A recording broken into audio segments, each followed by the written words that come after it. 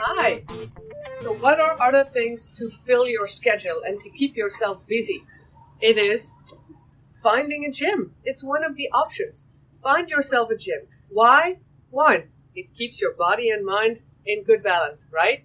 Two, weekends can sometimes be boring, so it gives you something to do. Three, great place to meet people, have conversations with like-minded people. And it keeps your body fit. So let's go in and have a look.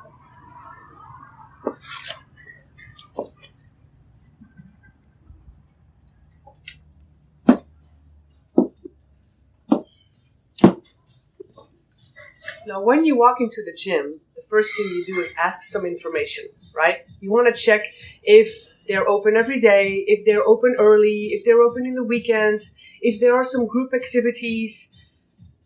Just have a look around. So let's ask some information. Hi. Hi. Are you open in the weekends? Yes. They're open in the weekends. Great, because weekends can be a bit boring, so it gives you something to do. Next, group activities. You have some group activities? Yes, sure. Great.